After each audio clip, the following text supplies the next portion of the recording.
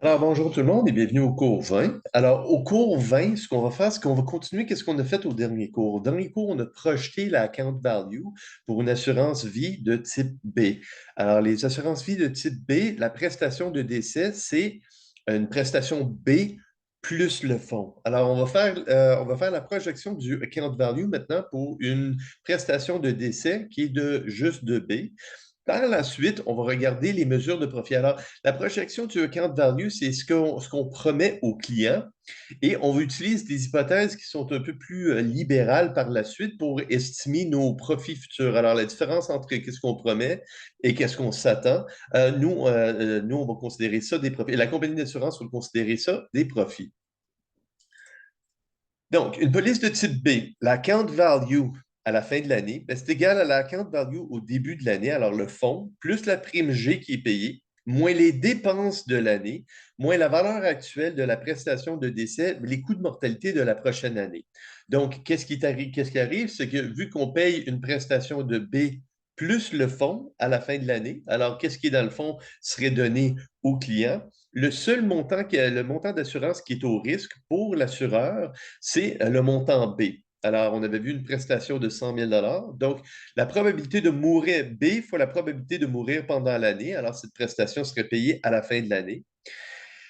Et ça, c'est le montant du fonds, plus la prime, moins les coûts d'assurance, moins les dépenses. Alors, ça, c'est autant T-1 fois 1 plus I, ça nous donne la valeur du fonds à la fin de l'année. Le coût de l'assurance, ben, c'est tout simplement la prestation de décès multipliée par la probabilité de mourir pendant l'année, divisé par 1 plus I. Alors, c'est la valeur présente d'une assurance temporaire de une année de B avec prestation payable à la fin de l'année. Donc, si on sort le BVQX, de notre équation. Alors, B fois V fois QX fois 1 plus I. Alors, V est égal à 1 sur 1 plus I, donc on peut la sortir de notre équation. Et par la suite, on peut prendre la prestation, l'espérance de la prestation payée à la fin de l'année. On peut l'envoyer de l'autre côté. Donc, le fonds au temps T-1 plus la prime de l'année moins les dépenses fois 1 plus I est égal à la valeur présente de la prestation de décès est égale à la probabilité de payer la prestation B plus le fonds. Alors, si la personne décède, on lui paye B plus le fonds. Alors, si la personne décède, on lui paye B plus la valeur du fonds. Et si la personne survit, ben, il y a un fonds avec la valeur du fonds dedans. Pour une police de type A, la prestation de décès, elle est égale à B. Dans notre exemple, elle était de 100 000. Donc, la valeur du fonds, au début de l'année, plus la prime G, moins les dépenses, moins les coûts d'assurance. Alors, les coûts d'assurance, vu que la prestation de décès à la fin de l'année, c'est B, alors on ne paye pas le fonds en plus. Donc, le montant net au risque du point de vue de l'assureur, c'est B moins la valeur du fonds. Donc, si la personne décède, on va lui payer B. Et si la personne survit, il va avoir un montant dans son fonds. Donc, l'exemple qu'on a fait la semaine passée, c'était la projection du fonds avec une police de type B. On va faire exactement la même chose, mais maintenant avec une police de type A. Alors, en bas âge, par contre, la valeur du fonds n'est pas si importante que ça. Mais aux âges avancés, s'il y a 50 000 dans le fonds et la prestation de décès de 100 000, le montant net au risque, ou du point de vue de l'assureur, serait juste de 50 000 et non de 100 000. Donc, un assuré âgé de 55 ans avec une prestation de décès de 100 000 fixe. La prime G, encore une fois, de 4 000 payable en début de période. Les dépenses de première année sont 500 plus 40 de G. Les années subséquentes, 50 plus 8 de G. Les coûts de mortalité, on va charger 120 du Illustrative Life Table à 5 et le taux d'intérêt qui va être crédité au fond va être de 5. Lorsqu'on va faire les évaluations de profit, on va assumer que la mortalité, elle est moindre. Alors, qu'est-ce qu'on s'attend à payer va être moins et on s'attend à des rendements plus élevés. Alors, on a des taux conservateurs pour la projection du fonds, mais pour les profits, on va avoir des estimés un peu plus libérales. Et on va assumer que si la police persiste pendant les 5 prochaines années. Alors, si la police persiste pendant les 5 prochaines années, quelle est la valeur dans le fonds?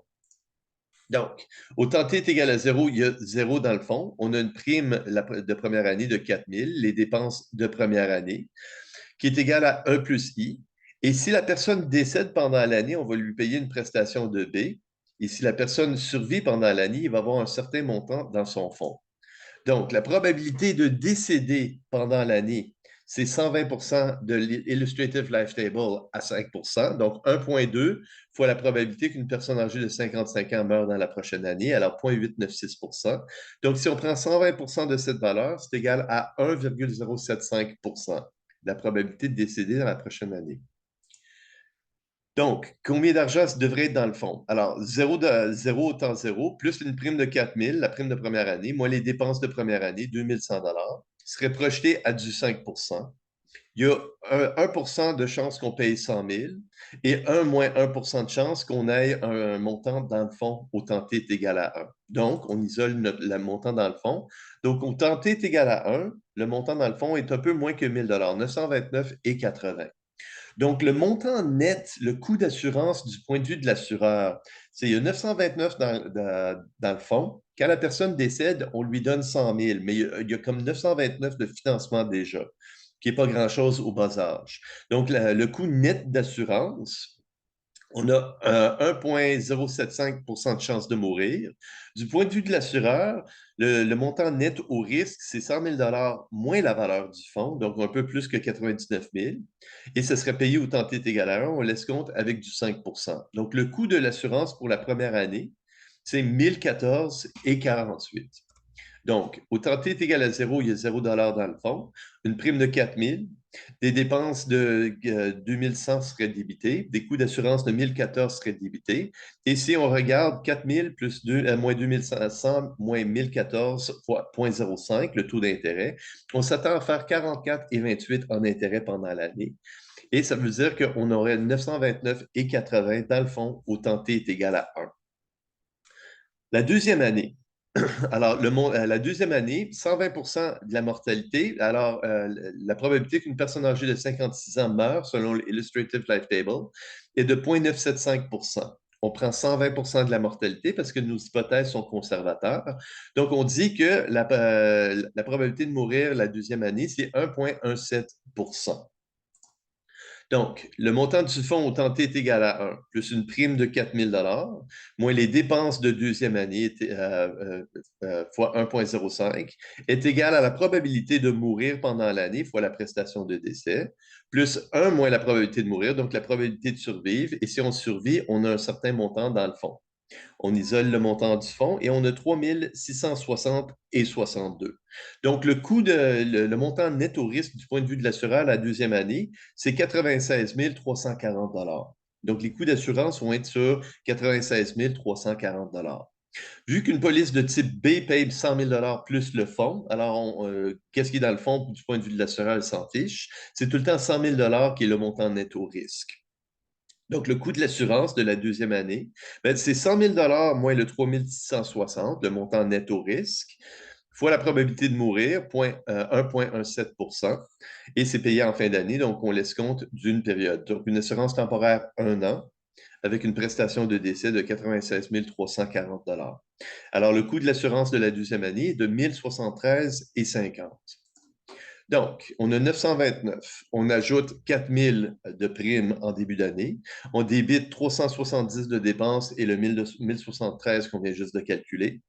Le tout multiplié par 0,05 nous donne les intérêts pendant l'année et ça nous donne le montant du fonds projeté au tenté est égal à 2, 3 660 et 62. Donc, la troisième année, on a 3 660 qui vient s'ajouter 4 000. On débite 370 en début d'année. On débite les coûts d'assurance de 1 135 et 27.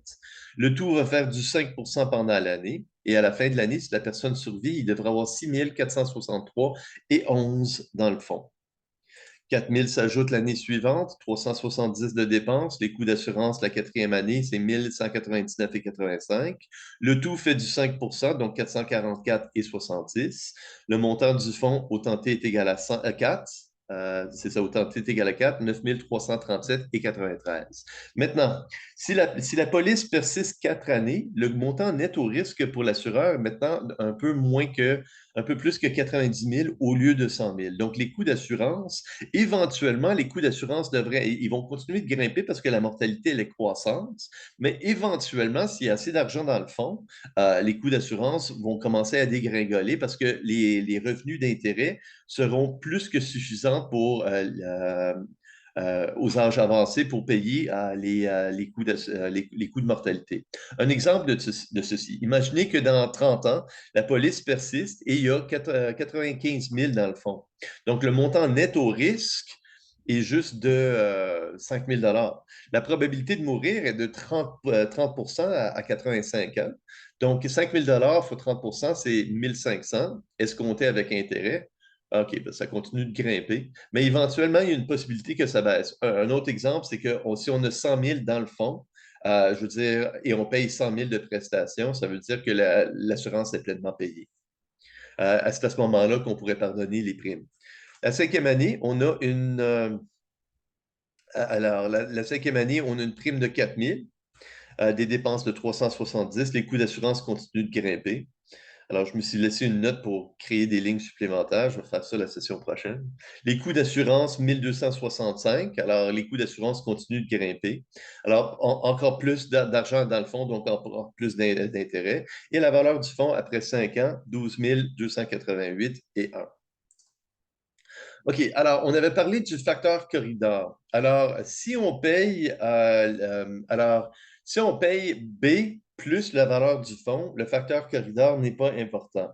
Par contre, si on paye B, hein, on doit multiplier le fonds par un facteur corridor dépendant de l'âge du client. B serait égal, alors, et c'est le maximum entre B, dans notre cas 100 000, plus gamma fois la valeur du fonds. Donc, à 40 ans, le facteur corridor est égal à 2,5 et il décroît, pas nécessairement, il décroît pas linéairement, mais il décroît et à l'âge de 90, il vaut juste 1. Donc, on n'ajuste pas le fonds à l'âge de 90 ans. Donc, si on paye une prestation qui est égale au maximum entre le fonds et B, alors on doit regarder la valeur du fonds. Alors, si on paye 100 000 et la valeur du fonds est de 50 000 et le participant est âgé de 40 ans, le facteur corridor est de 2,5, ce qui veut dire que 50 000 fois 2,5 est égal à 125 000. Ce qui voudrait dire que la prestation de décès ne devrait pas être de 100 000, devrait être de 125 000. Alors, c'est un ajustement supplémentaire qu'on va devoir faire. Donc, la valeur du fonds en début de période plus la prime G moins les dépenses fois 1 plus I est égale à la probabilité de mourir fois la prestation de décès. Alors, si la valeur du fonds fois le facteur corridor est plus grand que la prestation, bien, la prestation est égale à gamma fois la valeur du fonds fois gamma.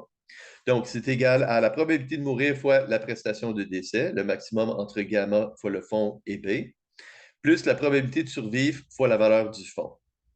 Alors, il y a un ajustement supplémentaire à faire ici. Et le coût de l'assurance, c'est la probabilité de mourir fois bêta moins la valeur du fonds. Alors, bêta, pas bêta, la prestation de décès moins la valeur du fonds. Et si la si la valeur du fonds, elle est multipliée par le facteur corridor est plus grand que la prestation, donc la prestation devient gamma fois la valeur du fonds. Alors, la prestation moins la valeur du fonds fois la probabilité de mourir, qui est payée en fin de période, divisé par 1 plus I. OK, alors, jusqu'à présent, on a projeté le fonds. Alors, le fonds, c'est la promesse minimale qu'on fait au client. Donc, on va utiliser ça avec des hypothèses conservatrices. Encore une fois, l'assurance vie, elle a été créée de telle façon à ce qu'on peut charger une prime plus élevée pour être capable d'investir davantage dans des investissements qui sont à des rendements plus élevés, comme des actions et moins dans des obligations. Donc, afin de charger une prime supplémentaire, on doit partager un peu les profits avec le participant. Et on fait ça en projetant le fonds et on dit que le fonds appartient aux participants. S'il y a assez d'argent dans le fonds pour une police de type A, on pardonne soit les primes ou on augmente la prestation. C'est ça. Et dans une police de type B, la prestation, c'est B plus la valeur du fonds. Par contre, si la valeur du fonds est assez élevée, on peut avoir des réductions. Alors, si on a des rendements assez excédentaires, on peut avoir on peut se faire pardonner aussi des primes et avoir ce qu'on appelle du paid-up insurance, alors des petits morceaux d'assurance additionnels qui ont été pleinement payés avec une prime unique nette. Alors, qui est les rendements, la prime unique nette, elle est générée par les rendements du fonds. Donc, une assurance vie universelle, le fonds doit être projeté. On a des hypothèses d'intérêt, de mortalité et des dépenses. Par contre, les hypothèses pour les profits sont plus libérales. Donc, on a des projections très conservateurs. Si on fait une promesse trop grande et les revenus ne sont pas là, on va faire des pertes. Donc, le fonds appartient au client d'une façon ou d'une autre. Dans les polices de type A, dans les polices de type B, ils appartiennent pleinement aux participants de type A indirectement. Donc, on va utiliser des hypothèses plus libérales. Une autre chose, c'est que s'il y a une prestation de décès, on paye la prestation. Mais du point de vue de l'assuré, on fait la projection du fonds parce qu'on assume que la police persiste. Alors, si la police persiste pendant 20 ans, voici la valeur minimale que peut avoir le fonds. Par contre, il y a un autre risque pour l'assureur, c'est la cessation. Donc, on a des dépenses immenses de première année pour une assurance vie. Donc, une cessation dans la première année, ce serait un coût énorme pour l'assureur. Donc, généralement, on a des pénalités dans les 5 premières années pour une police d'assurance vie universelle, que ce soit type A ou type B, justement parce que euh, une cessation, ça coûte énormément au tout début. La commission pour le courtier, la première année, c'est plus que 100% de la prime. Donc, c'est un investissement du point de vue de l'assureur et on a besoin de capital action pour émettre une nouvelle police. Et donc, si on lapse, c'est une grosse perte pour l'assureur. On a généralement alors la cash value, la valeur du remboursement, c'est généralement la valeur du fonds moins une pénalité. Donc, alors pour les tests de profit, on va avoir des décès pendant l'année. Alors, c'est tout simplement la probabilité de décéder pendant l'année. Et on va aussi avoir des cessations, en anglais des surrender ou des withdrawal, W pour withdrawal. Alors, c'est une autre décroissance. Et il y a une probabilité que la police persiste, alors la probabilité que la police survit. Alors, TPX, alors c'est un moins la probabilité de mourir et un moins la probabilité de céder la police. Et dans ce cas-là, la police va valoir la valeur du fonds. Donc, on veut regarder si on a des hypothèses de décès. On avait des hypothèses qui étaient conservateurs pour la projection du fonds, 120% du Illustrative Life Table. On va voir des projections qui vont être plus libérales, des taux de décès qui vont être plus libérales, donc peut-être 100% du Illustrative Life Table.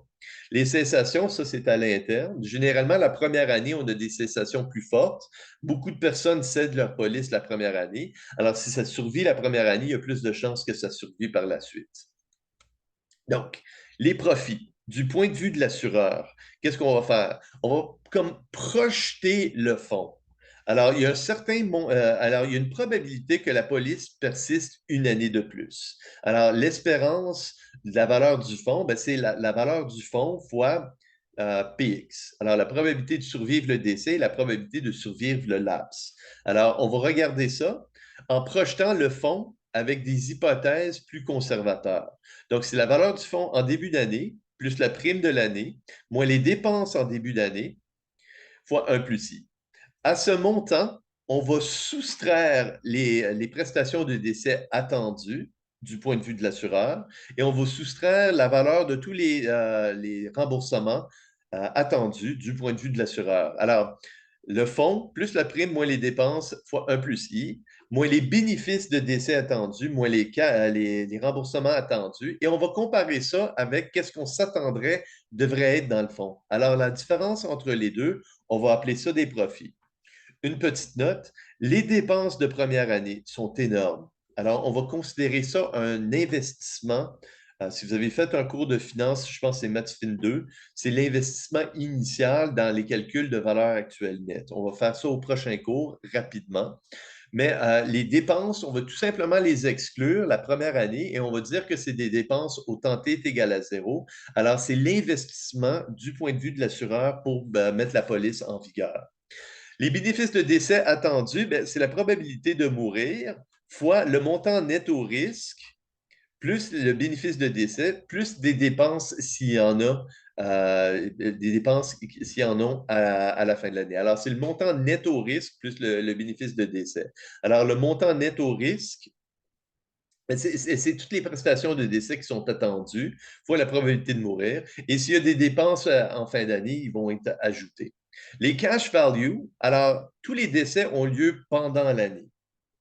Les remboursements ont lieu en fin d'année. Donc, si on n'est pas mort pendant l'année, il y a une probabilité qu'en fin d'année, on va lapser la police, on va céder la police.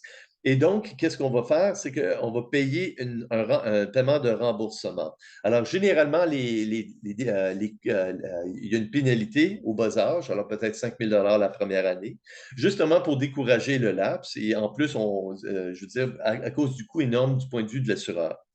Plus s'il y a des dépenses de cessation aussi, on va les ajouter en fin d'année. Et qu'est-ce qu'on s'attendrait à avoir? Ben, à la fin de l'année, on devrait avoir un certain montant, mais il y a une probabilité de mourir pendant l'année et il y a une probabilité de lapser pendant l'année. Donc, combien? On va comparer les profits. Ben, c'est tout simplement qu'est-ce qu'on s'attendrait à avoir dans le fond, qu'est-ce qu'on projette avoir dans le fond, moins qu'est-ce qu'on s'attend à avoir dans le fond. Et la différence entre les deux, ben, on va appeler ça du profit. Donc, si on revient avec la police de type B du dernier cours, alors, un assuré est âgé de 55 ans et la prestation de décès, c'est 100 000 plus la valeur du fonds.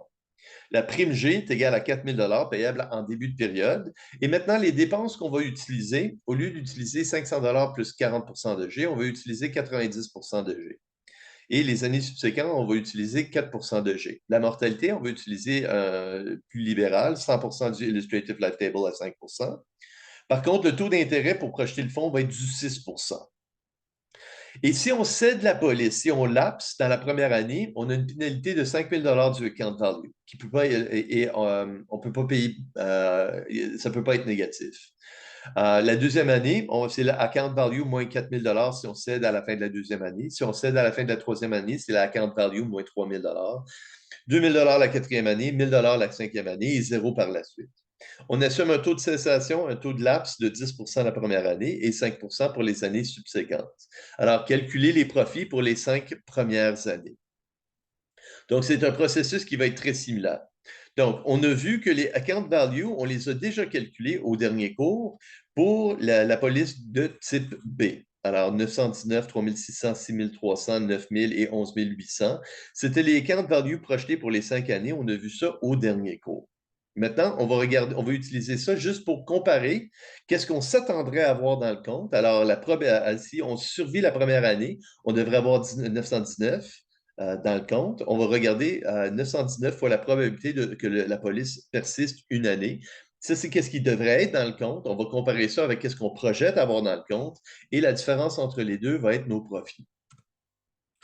Donc, la première année, on assume que la probabilité de mourir, c'est 0,896 100 du Illustrative Life Table. On s'attend à 0,896 des personnes qui vont mourir. Alors, on n'a rien mentionné des dépenses au décès. Alors, qu'est-ce qu'on va payer comme prestation? Ben, c'est 100 000 alors la account value plus le montant net au risque. Alors, 100 919 et 80. Donc, une police de type B paye une prestation B plus la valeur du fonds.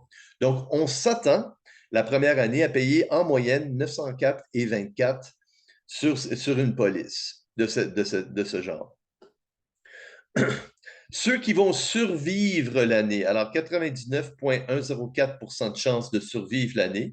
Ceux qui survivent l'année, j'ai 10 qui vont lapser. Alors, 10 qui vont lapser et je vais payer une cash value. Alors, c'est la valeur du fonds à la fin de la première année qui était 919 et 80, moins une pénalité de 5 000. Donc, on va payer zéro s'il y a une police qui lapse dans la première année parce qu'il n'y a pas 5 000 dans le compte. Donc, on va payer zéro. Alors, la cash value, la première année, c'est 919 moins 5 000. On paye zéro. Et donc, on a 10 de chance que la police lapse, on a 0,896 de chance que la personne décède, et donc, on a moins 0,896 de chance de survivre le décès, et on a 90 de chance de survivre le lapse. Donc, en moyenne, on s'attendrait à avoir 820 et 40 dans le compte. Donc, entre qu'est-ce qu'on a projeté avec nos hypothèses libérales et 820 et 40, la différence entre les deux, on va appeler ça du profit. Par contre, les dépenses de première année, on va séparer les dépenses de première année parce que c'est comme un investissement. Donc, on veut dire qu'au temps t est égal à 0, on a dépensé 3 600 sur le compte. 90 de G, 3 600. C'est l'investissement initial que la compagnie a fait, l'investissement en capital action pour mettre la police en vigueur. 3 600 $. Donc, au temps zéro, l'account value, c'est zéro. On a une prime de 4 000. Aucune dépense parce qu'ils sont traités au temps t est égal à zéro. Alors, il y a 4 000 qui va faire du 6 et non du 5 On s'attend à payer 904 en prestation de décès. On s'attend à payer zéro en remboursement. Et le montant, on va comparer ça à 820 et 40. Donc, on soustrait le 820 et 40. On s'attendrait à avoir 820 et 40 dans le fonds, mais on a 3335. 3335. Alors, la différence entre les deux, on va appeler ça du profit. Alors, on est en train de maintenant projeter les profits de la compagnie d'assurance. OK, alors l'année suivante, la probabilité de mourir, c'est 0,975 100 du Illustrative Life Table. La prestation de décès, ben, c'est 100 000 plus la valeur du fonds, 3 607,29. Donc, il y a 0,975 de chance qu'on paye 103 607,29 pendant l'année. Et donc, la prestation de décès qu'on s'attend à payer à la fin de l'année, c'est 1010,17. La cash value, alors la valeur du fonds, c'est 3 607. Il y a une pénalité de 4 000 la deuxième année, donc il n'y a aucune cash value la deuxième année. Et si on survit le décès et on survit le lapse, alors le montant attendu qu'on s'attend à avoir dans le fonds, c'est la probabilité de survivre fois la probabilité de survivre le décès et le lapse fois la valeur du fonds. Donc, on s'attendrait à avoir 3 393,51. Regardez ça d'une autre façon. On a 100 000 polices en vigueur. Il y en a moins que 1 qui vont mourir de ces 100 000. Donc, on a 975 qu'on s'attend à mourir. Et de ceux qui survivent, on s'attend à avoir 5 qui vont mourir, donc un peu moins que 5 000.